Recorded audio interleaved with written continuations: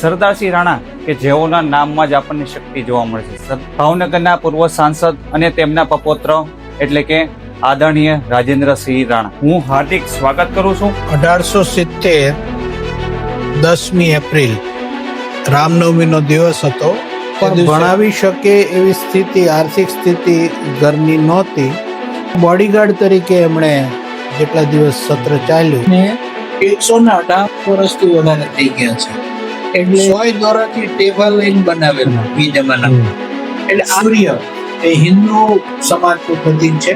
આ ચંદ્ર જે છે પોતાના દેશમાં ક્યાંય એમણે એમની ગુલામી નોકરી કરવાની નહીં. એટલે અમારી કતારિયામાં જમીન હતી, મકાન હતું, તો જમીન જપ્ત થઈ ગઈ. ભાઈ અંગ્રેજ સરકાર લીંબડી રાજ્યની જમીન જપ્ત કરી. કર્નલ વાયલી એને મારવાનો. કર્નલ વાયલીને મારવા માટે પિસ્તોલ જોઈએ. પિસ્તોલ બોમ્બ અહીંયા મોકલવા માટે, બનાવવા માટે શીખવું પડે. એવો દેશનો સર્વોચ્ચ નાગરિક એવો રાણાજી આવેલા જે વિદ્યાર્થીઓ છે એમનું એક એસોસિએશન ચલાવતા હતા. ત્યાં એમણે એક નવી પેઢીને શિક્ષણના સંદર્ભની અંદર પહોંચીને દુનિયા બતાવી કે ભાઈ અનસંગ હીરો છે. બાકીના બધા પણ અધિકારીઓ એમને જે ગજાના કામો કર્યા છે.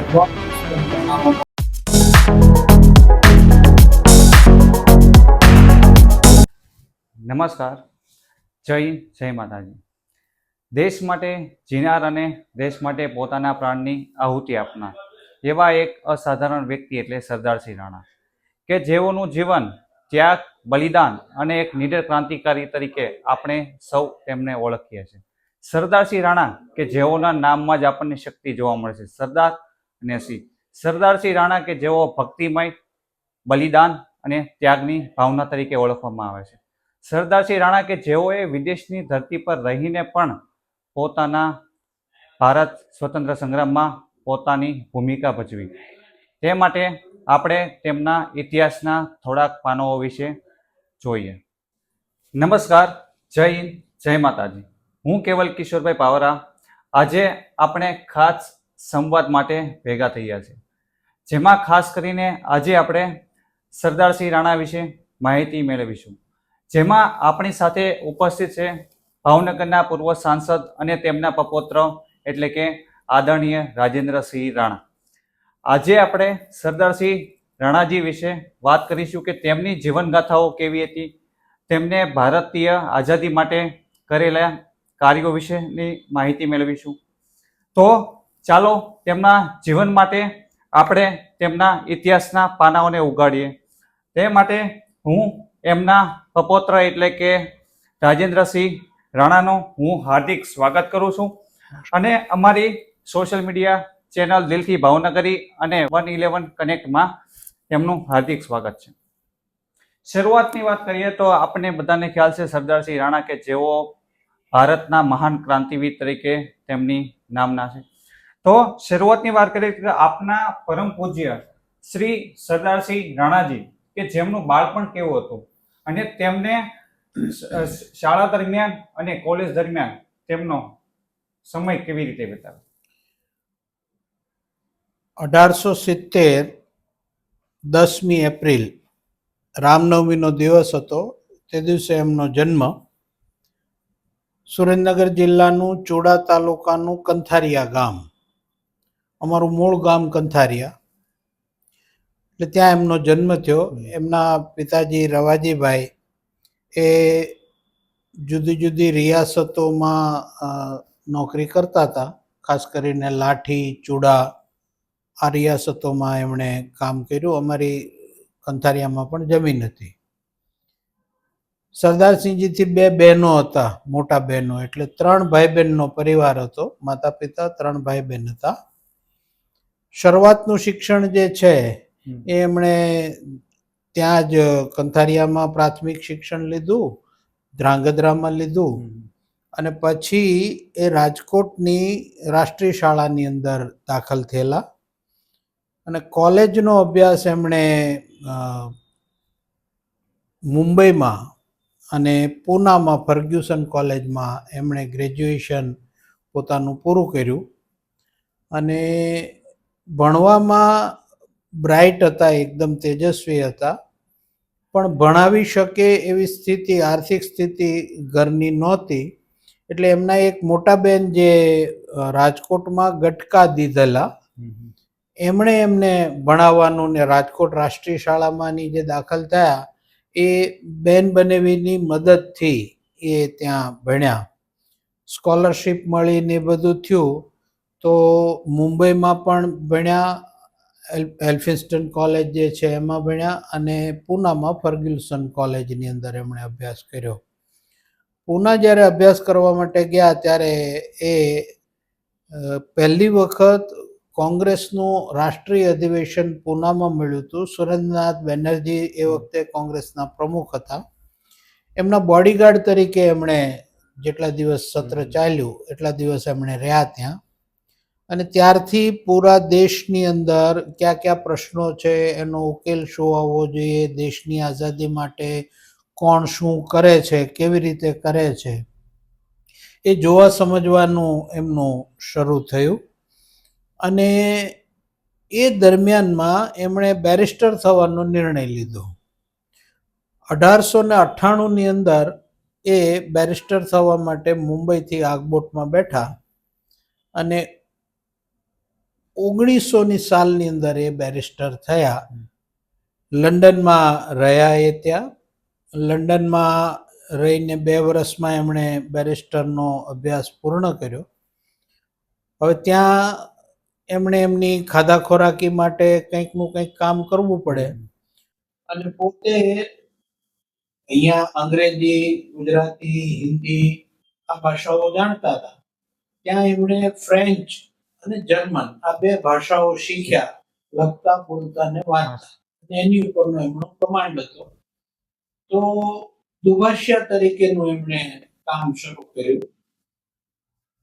ગુજરાત અને મુંબઈથી સાચા હીરા જવેરાતના વેપારીઓ, ખંભાત બહુ મોટું સ્થાન હતું હીરાના વેપારનું, મુંબઈ તો ઓબ્વિયસલી હતું જ તે. એટલે ખંભાત અને મુંબઈના હીરાના વેપારીઓ લંડનમાં વેપાર માટે આવતા. હવે એમને ભાષાનો પ્રશ્ન નડતો હતો. જર્મન પણ નહીં આવડતું, અંગ્રેજી પણ નહીં આવડતું, ફ્રેન્ચ પણ નહીં આવડતું. એટલે એમને દુભાષિયાની જરૂર પડતી. તો ગુજરાતી જ એક જો વ્યક્તિ મળી ગયો તો ખંભાત વાળાને પણ ઠીક રહ્યું, મુંબઈના વેપારી ગુજરાતી વેપારીઓને પણ ઠીક. અને એમણે ઇન્ટરપ્રિટર તરીકેનું કામ કર્યું. લંડનથી બાય ટ્રેન એ અનેક વખત આ વેપારીઓ સાથે પેરિસ પણ જતા. પેરિસ એ વખતે પણ હીરાના વેપારનું હબ હતું, આજે પણ છે. તો ધીમે ધીમે કરતા એમણે કમિશન એજન્ટ તરીકે પોતાનું કામ શરૂ કર્યું. હીરાના ધંધામાં એમની નજર પડી અને એમને એની ફાવટ પણ આવી અને ભરોસો પણ કમાણો. કારણ આ હીરાનો ધંધો જે છે એ ભરોસાનો ધંધો છે. પછી તો ધીમે ધીમે શું થયું કે ખંભાતના અને મુંબઈના વેપારીઓ જે છે એમણે પ્રત્યક્ષ લંડન કે પેરિસ આવવાનું બંધ કર્યું. એમણે સીધું આમની ઉપર કમિશન એજન્ટ તરીકેનું કામ એમને આપી દીધું. એટલે આ રીતે એમણે નાનપણથી સંઘર્ષમય પરિસ્થિતિની અંદર ભણ્યા, સારું ભણ્યા અને લંડનમાં જઈને બેરિસ્ટર થયા. આ એમની બાળપણથી લઈ અને અભ્યાસની આખી જે કારકિર્દી રહી એનું ટૂંકમાં આ વસ્તુ છે. હવે તમે જેમ વાત કરી કે સરદારસિંહ રાણા રાજકોટમાં અભ્યાસ કર્યો, તો રાજકોટમાં તેમના સહપાઠી તરીકે ગાંધીજી હતા. તો ગાંધીજી સાથે સરદારસિંહ રાણાજીના સંબંધો કેવા હતા? રાષ્ટ્રીય શાળામાં આ બંને સાથે અભ્યાસ નહોતા કરતા. ગાંધીજી એમનીથી ઉંમરમાં પણ મોટા હતા, એટલે એમનીથી આગળના ધોરણમાં હતા. પરંતુ એ બંનેની ઓળખાણ એ ત્યાં થયેલી અને ગાંધીજી એ વખતે સરદારસિંહજીને સદુબા નામથી બોલાવતા.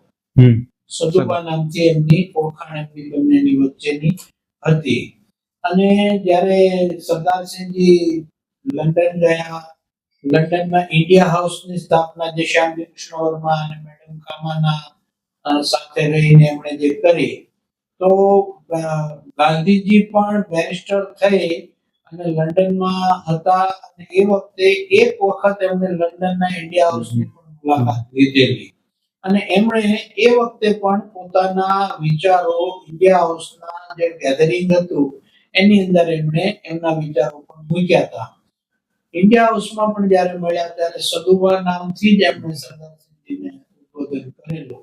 એટલે ગાંધીજીનો ને સરદારસિંહજીની ઉંમરમાં ખાસો તફાવત હતો, એટલે એ સહાધ્યાયી નહોતા, પરંતુ એક નિશાળમાં ભણતા એટલે એમની ઓળખાણ એ પ્રમાણે રહે, અને ઈ છેક સુધી રહી, છેક સુધી રહી, એ ઓળખાણ એમની છેક સુધી રહી. પેરિસમાં જ્યારે સરદારસિંહજી સ્થાયી થયા 1905 પછી, તો હીરાનો પોતાનો વેપાર પણ એમણે ત્યાં શરૂ કર્યો.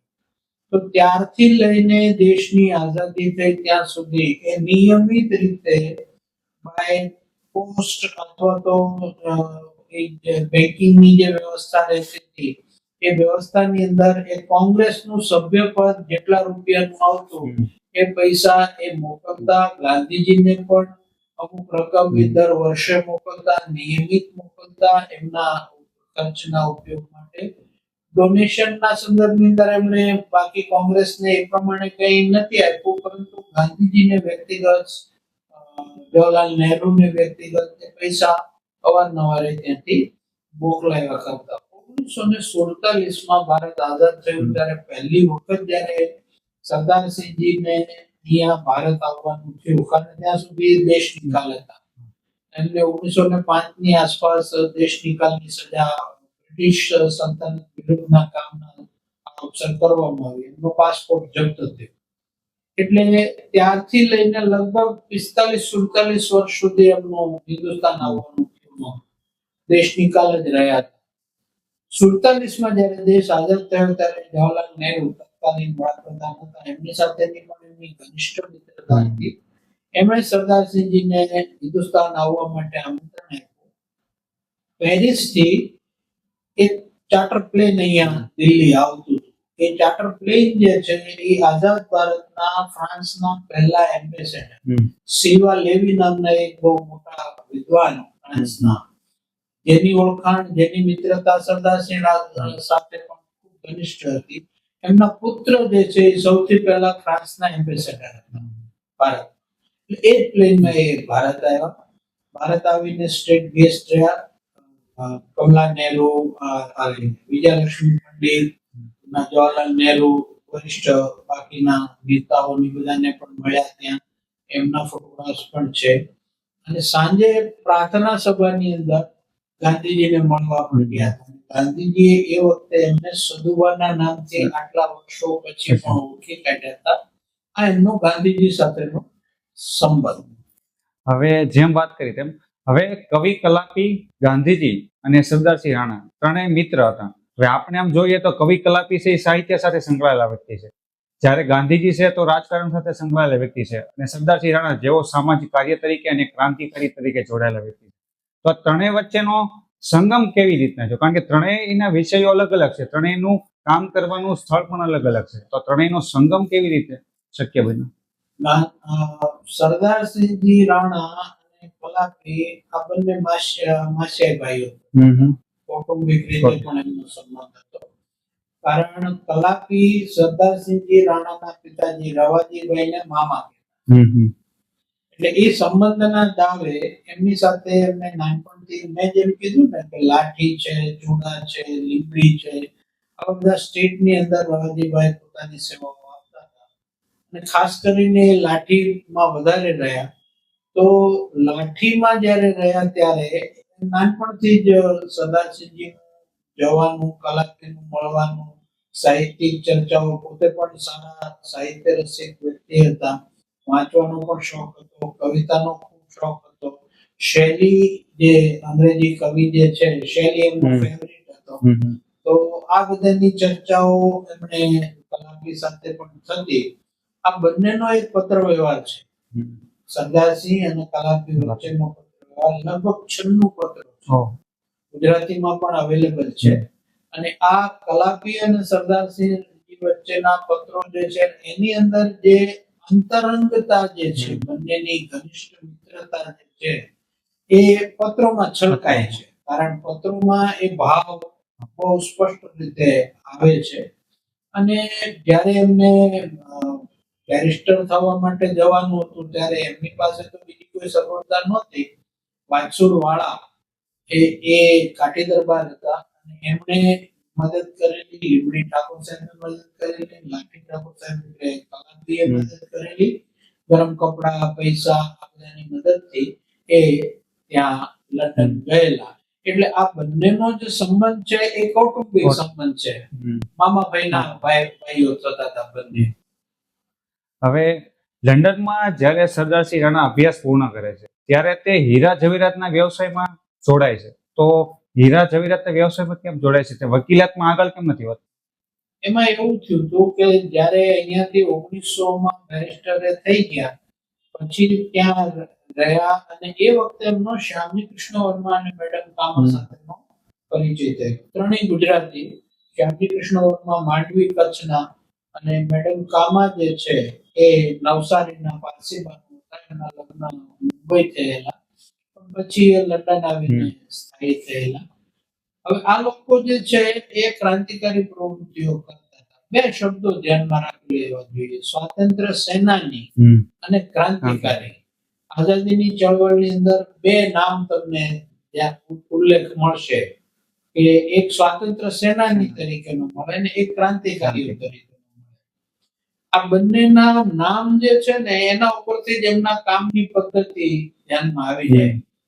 સ્વાતંત્ર્ય સેનાનીઓ જેટલા હતા એ બધા ગાંધીજીના અનુયાયીઓ હતા, અહિંસક પ્રવૃત્તિઓમાં માનતા હતા. અને ક્રાંતિકારીઓ જે હતા એ બોમ્બ અને પિસ્તોલનો યુગ, એ આખા એ પદ્ધતિમાં માનતા હતા. એટલે એ વખતે જે આખી પરિસ્થિતિ ઊભી થઈ એમાં એમણે શ્યામજી કૃષ્ણ વર્મા સાથે કામ કર્યું. શ્યામજી કૃષ્ણ વર્માને લંડન જઈને દેશની આઝાદી માટે કામ કરવાની પ્રેરણા દયાનંદ સરસ્વતી આપી, કારણ પોતે આર્ય સમાજી હતા. અને દયાનંદ સરસ્વતીની પ્રેરણાથી અને એમની આજ્ઞાથી, આમ કહું તો એમની આજ્ઞાથી તે શ્યામજી કૃષ્ણ વર્મા સંસ્કૃતના પ્રકાંડ પંડિત હતા. અને એ લંડનની અંદર, ઓક્સફર્ડ વગેરેની અંદર સંસ્કૃત સારું ભણાવતા હતા. એ આ પ્રવૃત્તિની અંદર હતા. એમાં આ અભ્યાસ દરમિયાનની આ એમની સાથે આ ત્રિપુટી જામી ત્યાં. એટલે અને મેં વાત કરી એમ દુભાષિયા તરીકેનું કામ શરૂ કર્યું હતું. પછી કમિશન એજન્ટથી પછી એમણે પોતાનો સ્વતંત્ર વ્યવસાય. આ 1901 થી 1905 ના ગાળામાં એવડી મોટી પ્રવૃત્તિઓ આ ત્રણ લોકોએ લઈને કરી કે આખી બ્રિટિશ સલ્તનત જે છે એ હલી ગઈ હતી આ ત્રણ લોકોના કામથી. કારણ બોમ્બ અને પિસ્તોલનો યુગ એ હિન્દુસ્તાનમાં જે શરૂ થયો એ આ ત્રણ લોકોના કારણે શરૂ થયો. એટલે એમાં ધીમે ધીમે શું થયું કે લંડન છોડીને નીકળી જવું. સૌથી પહેલા સરદારસિંહજી પેરિસ સ્થાયી થયા, પાછળ મેડમ કામા પણ પેરિસમાં સ્થાયી થયા. એ પોતાનું તલવાર અને વંદે માતરમ છાપું ચલાવતા હતા. અને શ્યામજી કૃષ્ણ વર્મા જે છે એ થોડો વખત પેરિસ ને પછી સ્વિટ્ઝરલેન્ડ જીનીવામાં સ્થાયી થયા. એ છાપું પણ ચલાવતા, ઇન્ડિયન સોશિયોલોજીસ્ટ નામનું છાપું પણ ચલાવતા હતા. ઘણા વર્ષો સુધી એમણે ચલાવ્યું. પણ આ પ્રવૃત્તિને કારણે એમણે પછી સ્વતંત્ર વ્યવસાય એમનો થયો. એટલે પછી સ્વતંત્ર હીરાના વેપારને એ જમાનામાં આમાંના શબ્દો અબજોપતિ હતું. અને જે કંઈ પણ એમને મળ્યું એ બધું એમણે આ પ્રવૃત્તિ પાછળ જ. હવે સરદારસિંહ રાણાજીએ ભારતની બહાર રહીને ક્રાંતિકારી પ્રવૃત્તિ શા માટે કરી કે ભારતમાં આવીને ક્રાંતિકારી પ્રવૃત્તિમાં જંપ ના લાવ્યા? એમાં શું થયું કે એમના માટે દરવાજા બંધ થઈ ગયા. મેં કીધું ને 1901 થી 1905 દરમિયાનની અંદર એટલી બધી પ્રવૃત્તિઓ કરી આ લોકોએ કે જેને ઇન્ડિયા હાઉસની સ્થાપના થઈ. ઇન્ડિયા હાઉસની અંદર બાકી મીટિંગો ને બધું લંડનમાં અંગ્રેજોની છાતી ઉપર બેહીને એના વિરુદ્ધનું કામ કરવાનું. એટલે અંગ્રેજોને તો આંખના કાણાની જેમ ખૂંચે જ છે. એમને સ્કોલરશિપ ખાલી બોમ્બ અને પિસ્તોલને જે એમને વળગી નથી ગયા. એ લોકોના જે કામ હતા ક્રાંતિકારીઓને સમજવા માટે બહુ મોટો અભ્યાસ કરવો પડે. આ લોકો ખાલી બોમ્બ અને પિસ્તોલના જ ભાષણમાં વાત કરતા હતા એવું નથી. એમનું નેટવર્ક એટલું જબરજસ્ત હતું કે દુનિયાના એ વખતના દરેક દેશોના વડાઓ સાથેનો એમનો સંબંધ નિકટનો હતો અને વર્લ્ડ ઓપિનિયન ક્રિએટ કરવા માંગતા હતા કે હિન્દુસ્તાનને આઝાદી મળે. ખાલી બોમ્બ અને પિસ્તોલ તો એક પાર્ટ છે, પરંતુ દુનિયાનો એક મત બને, વર્લ્ડ ઓપિનિયન બને કે હિન્દુસ્તાનમાંથી અંગ્રેજોએ જવું પડે અને હિન્દુસ્તાનને આઝાદી મળવી જોઈએ.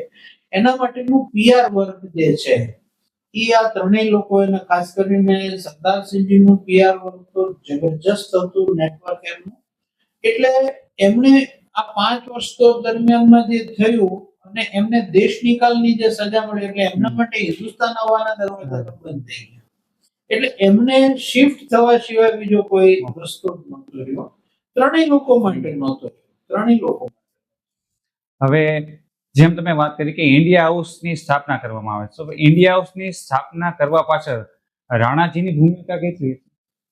રાણાજીની ભૂમિકા આમ ગણો ને તો એ આખું જે ઇન્ડિયા હાઉસ લેવામાં આવ્યું એનો આર્થિક જે બોજ હતો, તો આર્થિકની જે ફેક્ટર હતું એ રાણાજીનું પોતાનું. કારણ કે હીરાનો વેપારી, મેં તમને કીધું એ જમાનામાં એ અબજોપતિ નહોતા. એમણે ઇન્ડિયન સોશિયોલોજીસ્ટની અંદર પોતે સ્કોલરશિપ ઉપર ભણ્યા. એટલે હિન્દુસ્તાનમાં જે લોકોને આગળ અભ્યાસ કરવા માટે, જે દીકરા દીકરીઓને પરદેશ જવું છે, એ લોકોને એમને સ્કોલરશિપ પોતાની જ ખર્ચમાંથી, પોતાના અંગત ખર્ચમાંથી, અંગત ઓલામાંથી એમણે 4 શિષ્યવૃત્તિઓની જાહેરાત કરેલી, 3 દીકરાઓ માટે અને 1 દીકરી માટે. એ જમાનાની અંદર ઇન્ડિયન સોશિયોલોજીસ્ટમાં એમણે જાહેરાત આપી, પોતાના નામથી, સરદારસિંહ રાણાના નામથી આપી. અને એ વખતે દરેક 4 વર્ષે 4 વિદ્યાર્થીઓને એ મળતી. દરેક વિદ્યાર્થીને 2000 ફ્રાંક આપતા એ વખતે. અને એ ક્રમ જે છે એ લગભગ ચાલુ રહ્યો 1935 સુધી. તો એમાં અહીંયા આપણે વિનાયક દામોદર સાવરકર, ટિળક મહારાજે એની ભલામણ શ્યામજીને લખી હતી. તો સાવરકર દાદાની સ્કોલરશિપ ઉપર ભણ્યા. ગુજરાતમાં જો ધ્યાનમાં આવે તો એક જૂની પેઢીના કવિયત્રી, સાહિત્યિક જે છે વિનોદિની નીલકંઠ કરીને બહુ મોટા ગજાના સાહિત્ય, ગુજરાતી સાહિત્યમાં બહુ મોટું નામ છે, એ પણ દાદાની સ્કોલરશિપ ઉપર ભણ્યા. કૃષ્ણ મેનન કરીને એક જે જવાહરલાલ નહેરુની સાથે, સરદાર પટેલની બધાના સાથે હતા, એના બેન જે છે એ પણ દાદાની સ્કોલરશિપ ઉપર ભણેલા. એટલે ખૂબ લોકોએ દાદાની સ્કોલરશિપનો લાભ લીધો. ગણતરી એવી છે કે એક અંદાજ એવો છે કે ભારતની 1951માં પહેલી પાર્લામેન્ટ મળી ત્યારે આખા હિન્દુસ્તાનની અંદરથી જેટલા સાંસદો ચૂંટાઈને આવ્યા હતા એ બધામાંથી 60 લોકો દાદાની સ્કોલરશિપ, ખાલી એકલા દાદાની સ્કોલરશિપ. રાજા મહેન્દ્ર પ્રતાપ સિંહજીનું નામ ક્રાંતિમાં અને બાકી પ્રવૃત્તિઓમાં ખૂબ મોટું, એમણે પ્રદેશમાં રહીને ખૂબ મોટું કામ કર્યું. પછી હિન્દુસ્તાન આવેલા અને હિન્દુસ્તાન આવીને લોકસભા લડેલા, સાંસદ બી થયેલા રાજા મહેન્દ્ર પ્રતાપ સિંહ. એમની સાથેનો પણ દાદાનો ખૂબ નજીકનો સંબંધ. હવે વિદેશની ધરતી ઉપર મેડમ કામાજી અને સરદારસિંહ રાણા કે જે વિદેશની ધરતી ઉપર તિરંગો, ભારતનો પ્રથમ તિરંગો ફરકાવે છે, તો તેના વિશે ઇતિહાસની થોડીક માહિતી આપો. 1907માં જર્મનીના સ્ટુટગાર્ટ નામના શહેરની અંદર દુનિયાભરના સમાજવાદીઓ, સોશિયાલિસ્ટ, બધા ઇન્ટરનેશનલ સોશિયાલિસ્ટ કોન્ફરન્સ ભરાવાની હતી. તો શ્યામજી બધા બેઠા હતા. એમાં નક્કી થયું કે ભાઈ આપણે પણ આપણો પક્ષ, હિન્દુસ્તાન આઝાદ થવું જોઈએ એ માટેનો પક્ષ આ ઇન્ટરનેશનલ ફોરમમાં રાખવો જોઈએ અને એ બાને એક વર્લ્ડ ઓપિનિયન કરવો જોઈએ. તો એ ધ્યાનમાં રાખીને આ કોન્ફરન્સમાં આપણે જવું જોઈએ, હાજરી આપવી જોઈએ, ભાગ લેવો જોઈએ.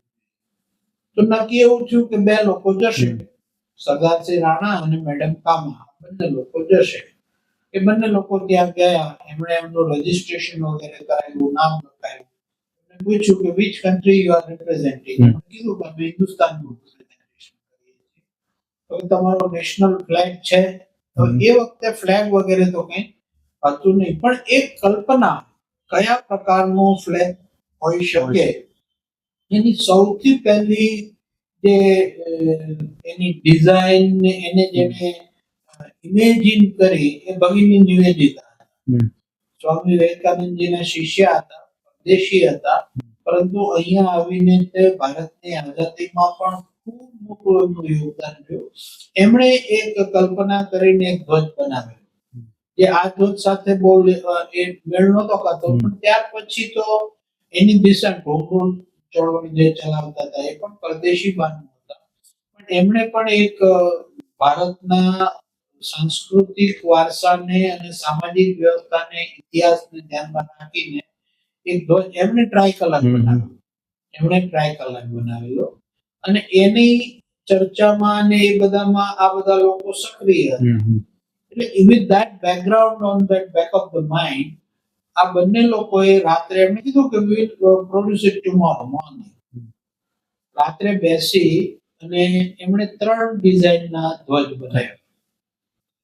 મેડમ કામા જે છે એ પારસી બાનુ હતા, એટલે રેશમી કપડા અને કલરના કપડા પહેરતા. એમાંથી 3 કલર એમણે પસંદ કર્યા અને 3 ડિઝાઇન બનાવી. એક એમણે હોરિઝોન્ટલ બનાવ્યો, એક એમણે વર્ટિકલ બનાવ્યો. ત્રીજો જે છે એ ક્યાં છે, શું થયું, અત્યારે અનુમાન લગાવી શકાય છે કે એ ધ્વજ જે છે એ મેડમ કામા જ્યારે ખૂબ બીમાર પડ્યા અને મુંબઈની એક હોસ્પિટલની અંદર એ ગુમનામ મૃત્યુ પામ્યા, ત્યારે એમની પાસે એમનો બધો જ સામાન જે હતો ને એ બધો અંગ્રેજોએ જપ્ત કરી લીધેલો. એમાં હોવાની શક્યતા છે.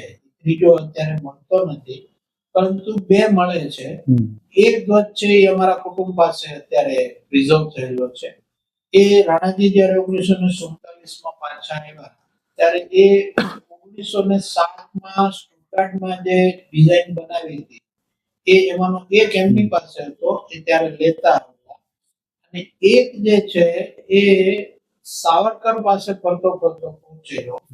સાવરકર જ્યારે આંદામાન નિકોબારની કાળાપાણીની સજામાંથી એમને નજરકેદ માટે રત્નાગીરી રાખવામાં આવ્યા, ત્યારે એમણે જ્યાં મૂક્યો હશે ત્યાંથી મગાવ્યો અને પૂનાની કેસરી નામના છાપાની ઓફિસની અંદર એ આડો ધ્વજ છે અને દાદા જે લઈ આવ્યા હતા એ ઊભો ધ્વજ છે. એમાં ઉપર 8 કમળ છે, વચ્ચે વંદે માતરમ લખ્યું છે, નીચે એક બાજુ સુરજ છે, બીજી બાજુ ચાંદો છે. એટલે 8 કમળ જે છે એ વખતે અંગ્રેજોએ હિન્દુસ્તાનને 8 ભાગમાં વહેંચ્યું. 8 પ્રોવિન્સ હતા, ગવર્નર્સ હતા, વાઇસરોયની નીચે ગવર્નર્સ હતા. આપણું ગુજરાત છે એ મુંબઈ સ્ટેટમાં હતું, મુંબઈ પ્રોવિન્સમાં. તો 8 કમળ હતા અને એ ટ્રાય કલર બનાવી અને પૂનામાં જે કેસરી છાપામાં આડો ધ્વજ છે એ સૌથી પહેલો ત્યાં મેડમ કામાએ ફરકાયો સવારે અને ખૂબ સરસ એક આગ જરતું એક ભાષણ એમણે હિન્દુસ્તાનને આઝાદી શું કામ મળવી જોઈએ એ માટેનું ત્યાં આપેલું. આ જે છે એ 1907માં બનેલી ઘટના. એટલે એ ધ્વજ જે છે એ 3 પ્રકારના બનેલા. પૂના જાય તો બાકી બધું ફરી આવે, શનિવાર વાડાના બધું ફરી આવે, પણ કેસરીની ઓફિસમાં જો જાય તો એ આડો ધ્વજ જે છે એ આજે પણ સચવાયેલો છે. હવે જેમ તમે વાત કરી તેમ તો તમારી પાસે અત્યારે મૂળ ધ્વજ અવેલેબલ છે, તો તમને કેવી અનુભૂતિ થાય છે કે આપણે સ્વતંત્ર ભારત પહેલામાં જે ધ્વજ બનાવવામાં આવ્યો હતો એ તમારી પાસે હજી પણ સચવાયેલો છે? આમ કોઈ પણ વસ્તુ સાચવવી અને એના સંદર્ભની અંદર પોતાનું જીવન જીવવું આ 2 અલગ વસ્તુ થઈ જાય. કારણ દેશ હવે તો આઝાદ થઈ ગયો છે, પરંતુ અમુક મૂલ્યો, જીવન મૂલ્યો અને દેશના મૂલ્યો, એ દેશ અને જીવન મૂલ્યોને ધ્યાનમાં રાખીને આપણી જીવન વ્યવસ્થા ગોઠવાય એવું અમારા રાણા કુટુંબની અંદર પરંપરાથી ચાલ્યું આવ્યું છે. હું પણ એ દિશામાં પ્રયાસ કરી રહ્યો છું. કેટલો સફળ થયો છું કેટલો નહીં મને ખબર નથી, પરંતુ એ ધ્વજના કારણે અમારી એક રિસ્પોન્સિબિલિટી બની જાય છે. અમે લોકો ક્યાં ફેમિલીમાંથી આવીએ છીએ, કોના વંશજ છીએ, આ વસ્તુ જે છે એ અમારા મૂલ્યોની સાથે જીવવામાં બળ એટલે અભિમાન સ્વાભિમાનની ભાવના તો રહે જ છે, પણ સૌથી મોટી આ અમારી જવાબદારી પણ છે કે ભાઈ જે ધ્વજ અમારી પાસે છે ને જેમણે બનાવ્યો એ અમારા કુટુંબના વડવા, તો ઈ જે રસ્તે ચાલ્યા છે ઈ ચીલો ચતરાય નહીં, એ અમારી રિસ્પોન્સિબિલિટી છે વ્યક્તિગત રીતે અમારા કુટુંબના સભ્યોની. ફિલિંગ તો આ જ છે. હવે જેમ વાત કરી કે રાષ્ટ્રધ્વજ, તો રાષ્ટ્રધ્વજની કોપી મારી પાસે છે, તો આપણે રાષ્ટ્રધ્વજને તમે ખાલી સમજાવો કે રાષ્ટ્રધ્વજમાં જે રહેલા ચિહ્ન શું દર્શાવે છે, પ્રતીક રહે. આ રેપ્લિકા છે, આની ઓરિજિનલ ધ્વજ જે છે ને એની, કારણ ઓરિજિનલ ધ્વજને 118 વર્ષથી વધારે થઈ ગયા છે, એટલે એ હવે કાપડ પણ જર્જરિત થઈ ગયું છે ને આ લોકોએ સોય દોરાથી ટેબલ લઈને બનાવેલું એ જમાનામાં. એટલે આ જે મેં કીધું ને 8 કમળ છે, એ 8 કમળ જે છે એ 8 હિન્દુસ્તાનના પ્રોવિન્સ છે જે ગવર્નરમાં વેચાય. વંદે માતરમ વચ્ચે હતું, આ લીલો ઘેરો લીલો કલર છે, આ કેસરી છે, આ લાલ છે, આ બાજુ સૂર્ય એ હિન્દુ સમાજનું પ્રતીક છે, આ ચંદ્ર જે છે એ લઘુમતીનું પ્રતીક છે, અને આ આખી જે આ ઉભો છે, અને એ ઉભો ધ્વજ જે છે એ રાણાજી જયારે હિન્દુસ્તાન 1947માં જયારે આઝાદ ભારતમાં આવ્યા ત્યારે એમની સાથે લેતા આવ્યા.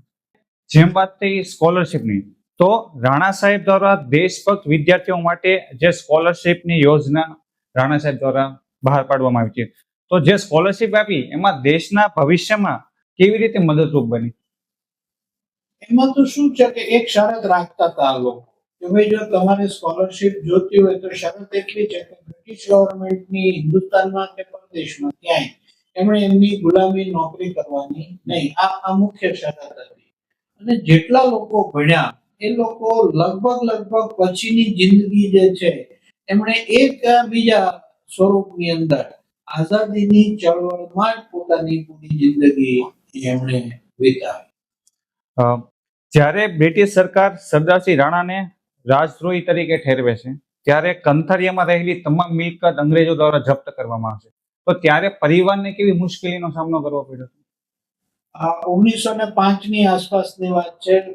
અંગ્રેજ સરકારે રાણાજીને દેશ નિકાલ કર્યા, એમનો પાસપોર્ટ જપ્ત થઈ ગયો, એટલે એ દેશદ્રોહી એમણે ઘોષિત કર્યા. એટલે અમારી કંથારિયામાં જમીન હતી, મકાન હતું, તો જમીન જપ્ત થઈ ગઈ, અને મકાન હતું પણ મકાન ઉપર એ તવાઈ તો આવી જ, એટલે લિટરલી અમે કંથારિયાની શેરીમાં આવી ગયા. તો એ વખતે રાણાજીએ ત્યાંથી થોડા પૈસા મોકલેલા. મારા દાદા એટલે મારા પપ્પાના પિતાજી નટવરસિંહજી, એમને એ પણ અભ્યાસ કરતા હતા અહીંયા, એટલે એમને પૈસા થોડા મોકલ્યા. અને પૈસાના કારણ ખેતી થાય એવું જમીન જપ્ત થઈ ગઈ, એટલે એમણે કાલા કપાસનું જીન કર્યું ત્યાં ચોડામાં, અને જીનના આધારથી આર્થિક ઉપાર્જન જે છે એ મળી રહેતું.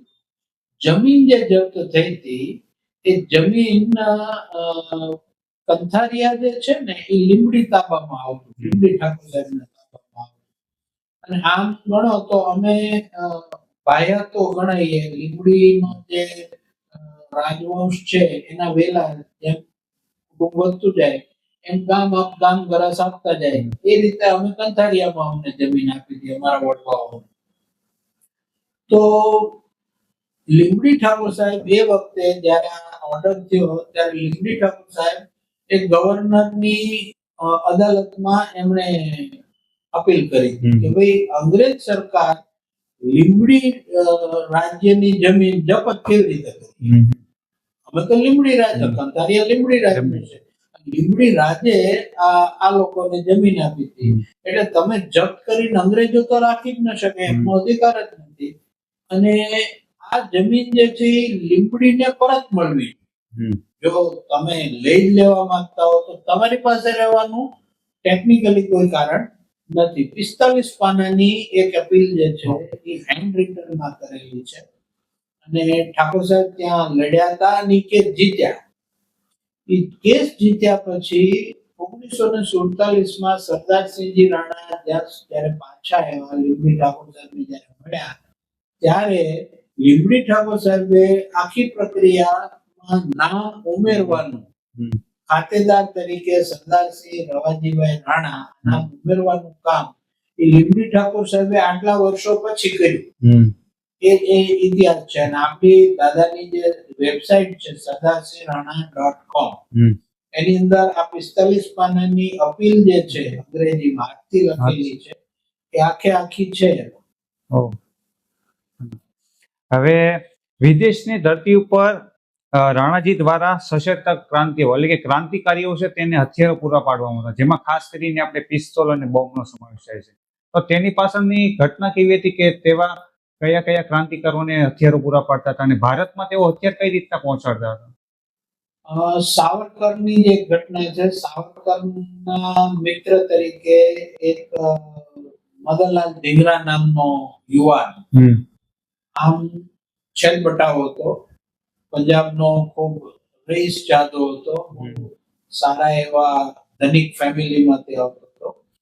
અને એ જ્યારે અહીંયા ઇન્ડિયા હાઉસમાં આવવા માંડ્યો ત્યારે કર્નલ વાયલી એને મારવાનો હતો. કર્નલ વાયલીને મારવા માટે પિસ્તોલ જોઈએ, પિસ્તોલ તો હતી નહીં. તો સાવરકરે મદનલાલ ધીંગરાને પેરિસ મોકલેલા. પેરિસમાં જઈને રાણાજીને મળેલા. રાણાજીએ પોતાની લાયસન્સ વાળી પિસ્તોલ ઈ મદનલાલ ધીંગરાને આપી. મદનલાલ ધીંગરા લઈને લંડન આવ્યા અને કર્નલ વાયલીની એક બીજી પ્રાઇવેટ પાર્ટીની અંદર એમણે કર્નલ વાયલીને ગોળીએ દીધો. એ બંદૂક પણ જપ્ત થઈ, તવાઈ આવી, એના કાર્યવાહી થઈ, એ બધામાંથી પણ રાણાજી પસાર થયેલા. પણ બોમ્બ અને પિસ્તોલ, બોમ્બ અહીંયા મોકલવા માટે, બોમ્બ બનાવવા માટે શીખવું પડે. તો બે લોકોને રાણાજીએ મોસ્કો મોકલ્યા. લેનિન સાથેનો એમનો સંબંધ હતો. મેં તમને અગાઉ કીધું એમનું પીઆર નેટવર્ક જે હતું એના આધારે સામ્યવાદી આખું ક્રાંતિ થઈ ગયેલી 1917 ની અંદર. અને પછી એ લોકો સાથેનો જે સંબંધ હતો, બોમ્બ શીખવા માટે એમણે બે લોકોને અહીંયાથી હિન્દુસ્તાનથી મોસ્કો મોકલેલા. એમાં એક મહારાષ્ટ્રના સેનાપતિ બાપટ હતા અને બીજા આપણા ગુજરાતના ઇન્દુલાલ યાજ્ઞિક હતા, ઇન્દુ ચાચા હતા. અને એ બંનેને ત્યાં મોકલેલા. ઇન્દુ ચાચા પાછા આવતા રહેતા, પણ સેનાપતિ બાપટ એ આખું બોમ્બ મેન્યુઅલ શીખી લખી અને આવેલા. પેરિસ ગયેલા. એ રશિયન માંથી દાદાએ એનું ભાષાંતર કર્યું અને એ પછી એમણે એ આખું બોમ્બ મેન્યુઅલ જે છે એ હિન્દુસ્તાન મોકલાવ્યું. હિન્દુસ્તાનમાં એના બોમ્બ મેન્યુઅલના કાગળિયા જે હતા એની અંદર હીરા જવેરાત એ બધાનું પેકિંગ કર્યું, કાગળમાં વીંટ્યા. અને પછી એ આખું બોમ્બ મેન્યુઅલ જે છે એ હિન્દુસ્તાન મોકલવામાં આવ્યું. ખંભાતના એક ચંદ્રભુજ પટેલ નામના વેપારી હતા, ત્યાં લંડન ને બધા જ્યાં કરતા હતા. એમના મારફત એ અહીંયા આવ્યું. અહીંયાથી એ ભગવતી ચરણ વોરા લાહોર પહોંચ્યું અને ત્યાં એમણે એનું ટેસ્ટિંગ કર્યું. ટેસ્ટિંગ કરતા કરતા એ અચાનક ફાટ્યો હતો. એમાં જ ભગવતી ચરણ વોરાનું મૃત્યુ થયું. ભગવતી ચરણ વોરા નાગર હતા, ગુજરાતના જ હતા. દુર્ગા ભાભીના હસબન્ડ થાય. એ ભગતસિંહ, સુખદેવ, રાજગુરુ ના બધા જે છે, ચંદ્રશેખર આઝાદ લાહોરથી ભાગ્યા જ્યારે, ભગતસિંહનો જે ફેલ્ટ હેટ અને ક્લીન શેવ છે એ લાહોરથી ભાગ્યા. એ વખતે દુર્ગા ભાભી એમની સાથે, દુર્ગા ભાભીના હસબન્ડ. એટલે આવી રીતે અવારનવાર એમને જે સાહિત્ય કે બાકીનું કામની વસ્તુઓ મોકલવી હોય એ હીરાના પેકિંગ તરીકે કાગળ કરીને. હવે સરદારસિંહ રાણાનું માનવું એવું હતું કે સશક્ત ક્રાંતિ કરવી હોય તો તાલીમ મેળવવી જરૂર છે. તો જ્યારે તેઓ ફ્રાન્સ લશ્કરમાં જોડાય છે પણ તેને સફળતા નથી મળતી, સફળતા ન મળવા પાછળના કારણો કયા જવાબદાર? લશ્કરમાં તો ક્યારેય નથી જોડાણા, પરંતુ ફ્રાન્સના નાગરિક તો હતા. પહેલું વિશ્વ યુદ્ધ જ્યારે થયું ત્યારે પણ મિત્ર રાષ્ટ્રો અને બાકીનું દુશ્મન રાષ્ટ્રો હતું. તો બ્રિટન અને ફ્રાન્સ એ વખતે મિત્ર રાષ્ટ્રો. તો બ્રિટને જ્યારે ફ્રાન્સની સાથેની જે આ લડાઈમાં ઉતરવાની વાત હતી ત્યારે બ્રિટને, કારણ કે દેશ નિકાલ તો થઈ ગયા હતા, તો બ્રિટને ફ્રાન્સ ગવર્મેન્ટ ઉપર પ્રેશર મૂક્યું કે અમારો દુશ્મન જે છે એને તમે અમને સોંપી દો. હમ. તો ફ્રાન્સની લોકશાહીની વિશેષતા એવી કે એનો નાગરિક તો એ ના જ હતા, કારણ દેશ નિકાલ હતા એટલે હિન્દુસ્તાનના નાગરિક તો એ મટી ગયા હતા. તો ફ્રાન્સે એ ના પાડી. પછી વચલો એક રસ્તો કાઢ્યો. વચ્ચેનો રસ્તો એવો કાઢ્યો કે આને આપણે નજર કેદ કરીએ. હમ. તો માર્સેનિક ટાપુ ઉપર એમને 1914 થી 1918 વિશ્વયુદ્ધ જ્યાં સુધી ચાલ્યું ત્યાં સુધી રાણાજીને એમને નજરકેદમાં માર્સેનિક ટાપુ ઉપર રાખ્યા. હીરાનો વેપાર ને એ બધું થોડી માંગ્યું અને એમણે ત્યાં ખેતી કરી, પશુપાલન કર્યું, દૂધ વેચ્યું, ખેતી કરીને અનાજ કર્યું, આ બધું કરી અને એમણે એમનું ગુજરાત ત્યાં ચલાવ્યું. એટલે અને એમનું ફ્રાન્સનું નાગરિકત્વ હતું. જેવું વિશ્વયુદ્ધ પૂરું થયું તરત પેરિસ આવીને પોતાનો ફરીને ધંધો વગેરે ફરીને એકડે એકથી શરૂ કરી અને ફરીને પાછું જમાવ્યું હતું. હિન્દુસ્તાન જ્યારે એ આવ્યા 1947માં, ત્યાર પછી 1951માં ફ્રાન્સની ગવર્મેન્ટે રાણાજીને શેવેલિયર નામનો સર્વોચ્ચ નાગરિક એવોર્ડ, દેશનો સર્વોચ્ચ નાગરિક એવોર્ડ એ રાણાજીને 1951. એટલે ત્યાં પણ એમના ફ્રાન્સ પ્રત્યેની પણ એમની નિષ્ઠા ભક્તિ એ સમર્પિત જ હતી. એટલે બોમ્બ ને પિસ્તોલ ફ્રાન્સ બી જાણતું હતું કે આ બધા કામ ઈ કરે છે, પણ ફ્રાન્સની હારે એને તો કોઈ બીજું લેવા દેવા હતી નહીં. એટલે નાગરિક તરીકે પણ આખા ફ્રાન્સમાંથી શેવેલિયર નામનો નાગરિકત્વનો શ્રેષ્ઠ નાગરિકનો એવોર્ડ રાણાજી મેળવી શક્યા હતા. આ એમનો ભરોસો પ્રમાણ હતા. હવે રાણાજીએ સુભાષચંદ્ર બોઝની પણ ઘણી બધી સહાયતા કરી હતી. તો કેવી રીતે સહાયતા કરી અને શું શું એમાં એને સહાયતા કરી? સુભાષચંદ્ર બોઝ અહીંયા નજરકેદ કલકત્તામાં હતા અને એમાંથી એમને છુપાવેશે ભાગી જવાનું અફઘાનિસ્તાનના રસ્તે થઈને જર્મન પહોંચ્યા. જર્મન રેડિયો ઉપર સૌથી પહેલા સુભાષચંદ્ર બોઝે પોતાના નામ સાથે અવાજ સાથે એનાઉન્સ કર્યું કે હું સુભાષચંદ્ર બોઝ જર્મન રેડિયો પરથી બોલી રહ્યો છું. ત્યારે દુનિયાને ને ખાસ કરીને બ્રિટિશરોને ખબર પડી કે આ તો અહીંથી ભાગીને જર્મન પહોંચી ગયા છે. તો જર્મન રેડિયો ઉપરની આખી જે વ્યવસ્થા હતી એ બધું જે હતું એ રાણાજીએ ને એમના પત્ની, કારણ કે અહીંયા એમના લગ્ન થઈ ગયા હતા, 2 દીકરાઓ પણ હતા, પણ દેશ નિકાલ થયા હતા એટલે અમારા દાડીમાં હતા એમણે જ એમને લખાયું કે ભાઈ હવે તમે ત્યાં યોગ્ય પાત્ર જોઈને થઈ જજો, ત્યારે હિન્દુસ્તાન પાછા આવશો એ નક્કી નથી. એટલે એ ત્યાં ગયા પછી એક જર્મન લેડીને એમણે સાથે મેરેજ કરેલા. એ જર્મન લેડીની મદદથી એ ત્યાં જર્મનના રેડિયોનો સંપર્ક કરી અને સુભાષચંદ્ર બોઝને એનું અનાઉન્સમેન્ટ કરવાની આખી ગોઠવણી થઈ હતી. અને છેક સુધી કારણ બંનેની માનસિકતા જે છે એ આઝાદી આંચકીને જ લેવાની છે. સુભાષચંદ્ર બોઝ માનતા હતા કે પરદેશ આપણું સૈન્ય બનાવવું જોઈએ, અંગ્રેજો પર આક્રમણ કરવું જોઈએ. બીજા વિશ્વયુદ્ધમાં એ એમણે ઇમ્પ્લિમેન્ટ કર્યું અને એમણે આઝાદી ફૌજની જે કમાન સંભાળી. કારણ આઝાદી ફૌજની કમાન સૌથી પહેલા રાસબિહારી બોઝ નામના જાપાનના જે ક્રાંતિકારી હતા એ સંભાળતા હતા. એમણે એ આખી ફૌજ ને એમનો જે આખું રકમ પૈસાની બધી હતી સુભાષચંદ્ર બોઝને એમણે આપી દીધી. એટલે એમની સાથેનો પણ એમનો ખૂબ ઘનિષ્ઠ સંબંધ. હવે 1857નો સ્વતંત્ર સંગ્રામ થાય છે. તેમાં જે પુસ્તક લખ્યું હતું તથા અનહેપી ઇન્ડિયા જેવી કૃતિઓના પ્રકાશમાં રાણાજીનું શું યોગદાન હતું? સાવરકરે 1857 વોર ઓફ ઇન્ડિપેન્ડન્સ 1857 નામનું પુસ્તક લખ્યું. એ ઇન્ડિયા હાઉસમાં બેસીને રિસર્ચ કરીને ડોક્યુમેન્ટ્સ ને બધાના આધાર ઉપરથી એમણે એક પુસ્તક લખ્યું અને એને છપાવવાનું જે કામ હતું એ રાણાજીએ ઇંગ્લેન્ડમાં, પેરિસમાં, હોલેન્ડમાં, સ્વિટ્ઝરલેન્ડમાં જુદી જુદી જગ્યાએ કર્યું. કારણ સાવરકર ઉપર પણ બહુ પેની નજર હતી બ્રિટિશ લોકોની. અને એ પુસ્તક હિન્દુસ્તાનમાં ઘુસાડવાનું કામ પણ એ રાણાજીએ જ એ કર્યું. અને એ દરમિયાનમાં આખી જે આર્થિક વ્યવસ્થાઓ જે બધી હતી, ઇન્ડિયા હાઉસની હોય કે સાવરકરજીની બાકીના બધાની હોય, એ રાણાજી સંભાળતા હતા. લાલા લજપતરાય યુરોપમાં પ્રવાસે ગયેલા અને એ રાણાજીના ઘરે એ 5 વર્ષ સુધી મહેમાન તરીકે રહેલા. એ દરમિયાનમાં એમણે અનહેપી ઇન્ડિયા નામનું પુસ્તક લખ્યું અને એ પુસ્તક જે છે એ જવાબમાં લખેલું. એક મધર ઇન્ડિયા કરીને એક લેડી હતી અમેરિકાની, અને એ ઇતિહાસકાર પોતાની જાતને ત્યારે હિન્દુસ્તાન આવ્યા નહોતા. એમણે મેયો કરી નથી, એમણે એ મધર ઇન્ડિયા નામનું પુસ્તક લખ્યું. એના જવાબમાં એ પુસ્તકની પણ પૂરો ખર્ચ વગેરે જે છે એ રાણાજી.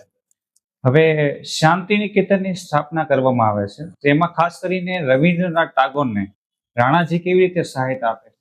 કલાપી ને બધાને કારણે, કવિ હૃદય ને બધાના કારણે આઝાદીમાં એ વખતના તત્કાલીન જેટલા મોટા નેતાઓ જે દેશની આઝાદી માટે કામ કરતા હતા, એ બધા લોકોની સાથેનો મેં કીધું એમ પીઆર જે છે એ જબરજસ્ત હતું.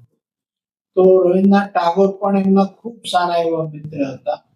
અને મેં અગાઉ જે કીધું સિલ્વા લેવીનું નામ, શિક્ષણના સંદર્ભની અંદર માનવ મૂલ્યો અને માનવ ઘડતરના સંદર્ભની અંદર ખૂબ મોટું કામ અને ખૂબ મોટા ગજાના વિચાર સિલ્વા લેવી હતા.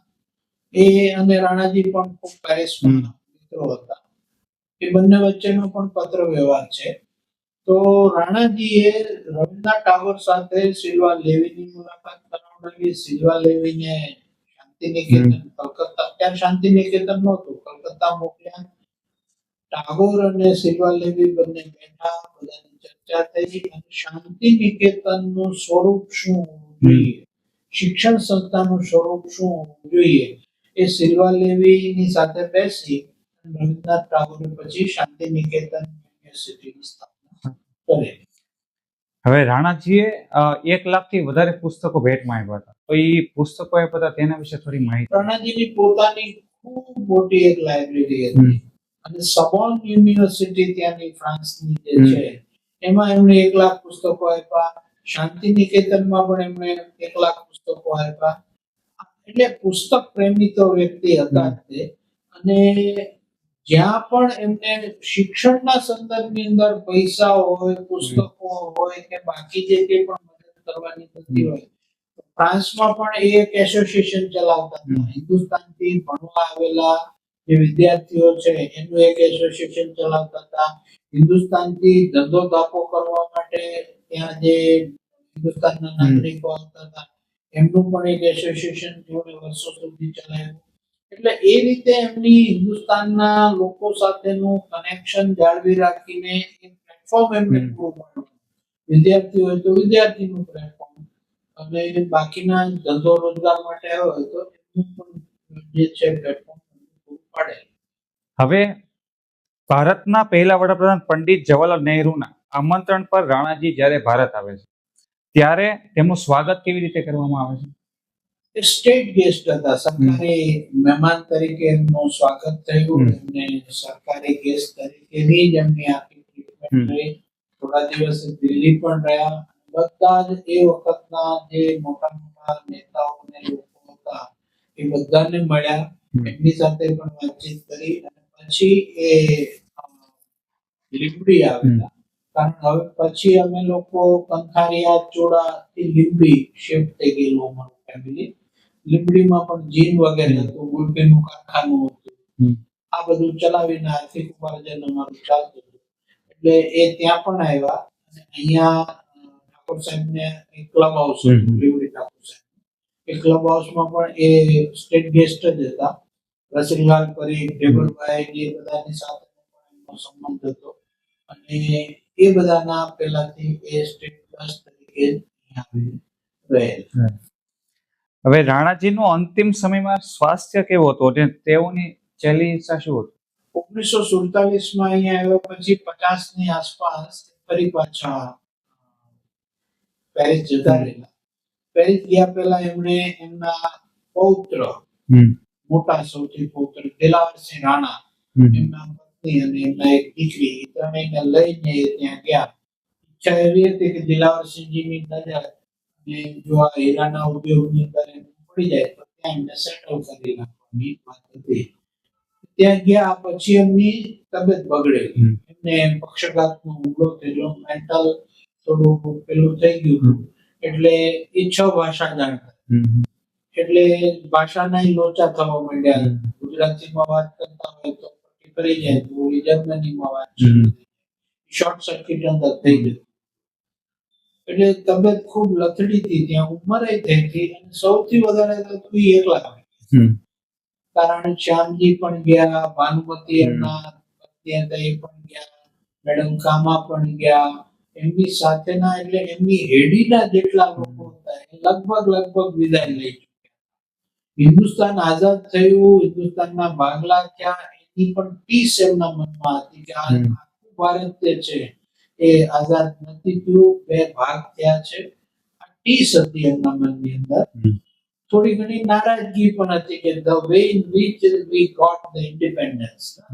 પણ હવે જે ઘટનાક્રમો બન્યા અને એ બધું હતું એટલે એ એમની તબિયત લથડી, એટલે ત્યાંનો બધો ધંધો જે છે, વેપાર જે છે, એમના એક પાર્ટનર હતા, ફ્રેન્ચ પાર્ટનર હતા, એમને એ સોંપી અને એ હિન્દુસ્તાન 51-52 ની અંદર આવી ગયેલા. અહીંયા લીંબડીમાં મેં કીધું એમ ક્લબ હાઉસમાં જ એ રહ્યા હતા, અને એ વખતે મને સ્ટેટ ગેસ્ટ તરીકે જતા.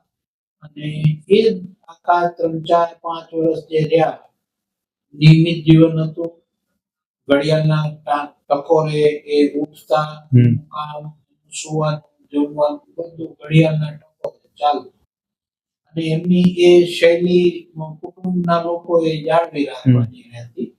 અને 1957 ની અંદર ઉનાળામાં મે મહિનામાં સૌરાષ્ટ્રની ગરમી, ફ્રાન્સમાં ઠંડા વાતાવરણમાં રહેલા, એટલે ગરમી સહન ન થાય એટલે એ વેરાવળ દરિયા કિનારે, વેરાવળ સર્કિટ હાઉસની અંદર એ ઉનાળાની રજાઓ ગાળવા ત્યાં ગયા હતા. 25મી મે ના દિવસે એ જે રૂમમાં હતા એમને હાર્ટ એટેક આવ્યો, અને હાર્ટ એટેકના કારણે મૃત્યુ થયું. અને એમનો મૃતદેહ પછી લીંબડીમાં લાવવામાં આવ્યો હતો, ત્યાં એમનો અગ્નિ સંસ્કાર કરવામાં આવ્યો.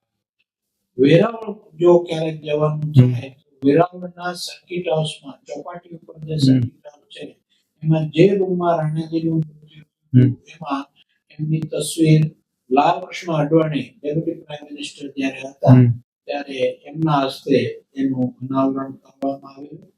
અને 57 ની અંદર એ આ સ્થિતિમાં ગુજરી ગયેલા.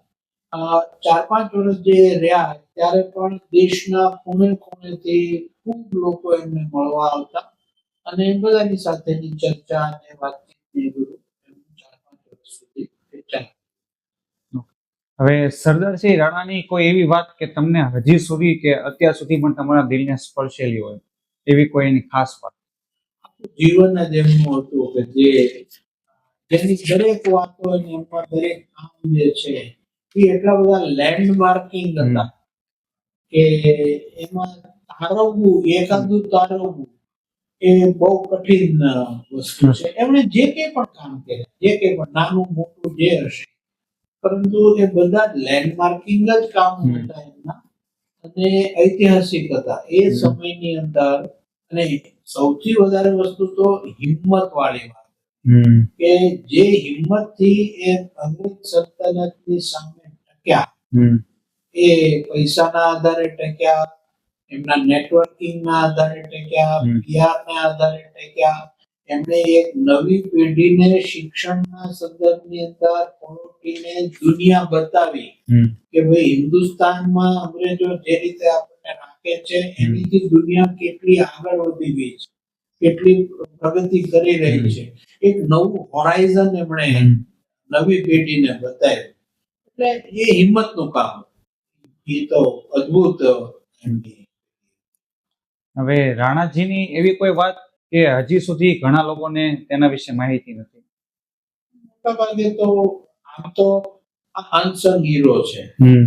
બાકીના બધા ક્રાંતિકારીઓના નામ ખબર છે, પરંતુ સરદારસિંહ રાણાનું નામ હજુ જીવવું, જાણવું જોઈએ, ગુંજતું જોઈએ, અને એમનું જે કોન્ટ્રીબ્યુશન જોયું છે ને એના પ્રમાણમાં એમણે જે ગજાના કામો કર્યા છે, બોમ્બ પિસ્તોલ બનાવવાનો હોય, સ્કોલરશીપ આપવાની હોય, પૈસાની મદદ કરવાની હોય, દુનિયાના નેતાઓ સાથેના ઘનિષ્ઠ સંબંધોની વાત હોય, ક્રાંતિકારી પ્રવૃત્તિઓ માટે શું ક્યાં કેમ કરવું, તો એ બધું જ આખું ગોઠવવાનું એમની જે આવડત હતી એ બધાના સંદર્ભની અંદર તો એમનું જીવન જ એક અનમોલ જીવન. એટલે એમાં અનસંગ હીરો જ રહ્યા છે અત્યાર સુધી. હમણાં બધાને લગભગ ખબર પડી, કારણ એમની એક જે વેબસાઇટ બનાવી એનું લોકાર્પણ 2017માં અમદાવાદમાં મોહન ભાગવતજીના હસ્તે થયું. એ વખતના આપણા તત્કાલીન રાજ્યપાલ ઉપી કોહલીજી પણ હતા, અને ખૂબ સરસ રીતે એનું થયું.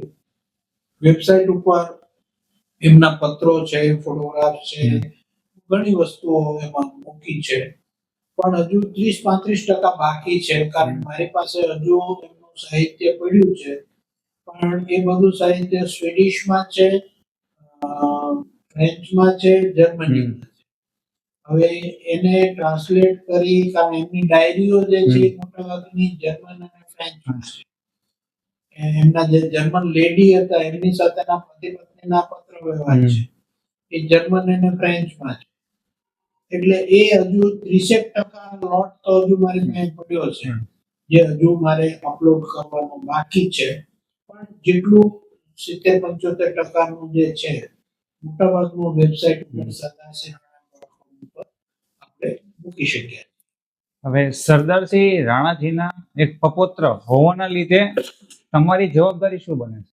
સવાલ એવો છે કે એમણે ચીંધેલા રસ્તાથી આપણે ચીલો ન ચાલીએ, એ પ્રમાણેનું જીવન જીવ્યા કરીએ, જીવીને દેશ સમાજને માટે આપણી આપણા ગજા પ્રમાણેનું કંઈક ને કંઈક કર્યા કરીએ.